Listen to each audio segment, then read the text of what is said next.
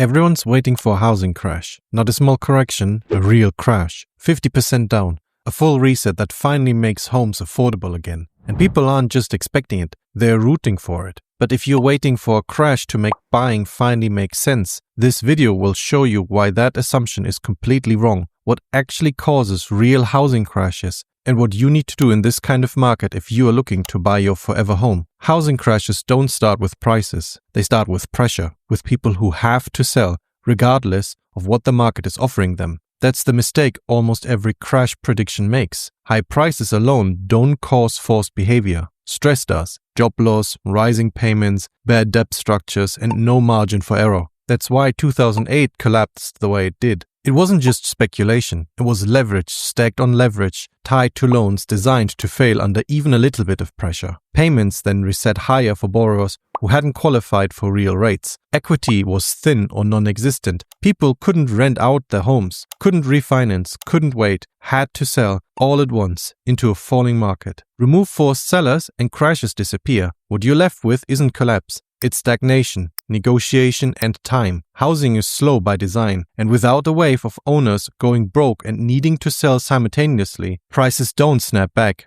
They grind, they stall, they frustrate, but they don't implode. This cycle did something 2008 didn't. It removed the trigger. Over the last few years, the dominant buyer wasn't someone stretching to qualify. It was high-income households with solid credit, locking in fixed-rate mortgages at historically low rates of 2.5 to 3%. That difference, that $1,000 a month, is a structural gift. If an owner loses their job today, they don't panic sell, they downshift. They rent their house out for $2,500 to cover their $1,600 mortgage and buy themselves some time. When your debt is boring and cheaper than local rent, selling isn't necessary, it's just an option. And options are the enemy of crashes. This is where most crash bloggers get it wrong. They say housing has to crash because prices don't align with median income. But that's the wrong metric. Median income doesn't buy houses. Marginal buyers do. The people buying houses right now aren't the statistical average. They're dual income professionals or people moving with huge equity from previous sales. Comparing today's prices to today's income ignores the fact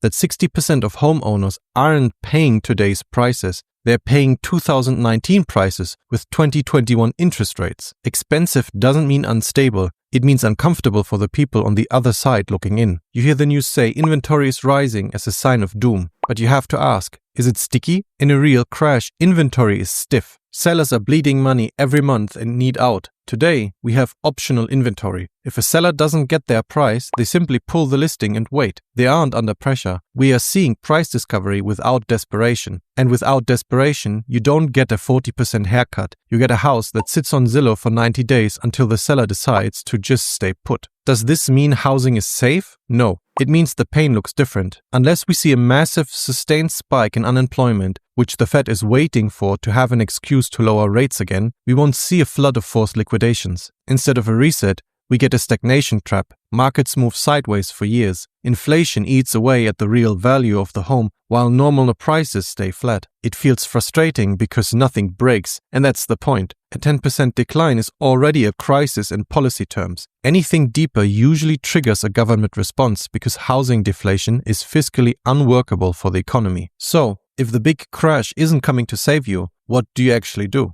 If you are looking for your forever home, you can't wait for a 2008-style fire sale. You have to change your strategy from timing the market to structuring the deal. Here's the 3-step playbook for buying in a stagnant market. First, marry the house, date the rate. The biggest mistake buyers make today is looking at 6.5% interest rate as a permanent sentence. It's not. In a sideways market, your goal isn't to find the lowest rate. It's to find a monthly payment you can live with today. Check if a 2-to-1 temporary buy-down makes sense for the property you're looking for and find a seller who's willing to pay for it. This drops your interest rate by 2% in the first year and 1% in the second, giving you a bridge until you can refinance when the Fed eventually eases. Second, hunt for stale inventory. Remember what I said about optional inventory? Most sellers will pull their homes if they don't get their price, but not all of them. Look for listings that have been sitting for 60+ days. These aren't forced sellers yet, but they might be tired sellers. They're much more likely to offer closing cost credits or a lower purchase price because they've already moved on mentally. In this market, time is your greatest negotiation tool. Third, focus on intrinsic utility, not equity gains.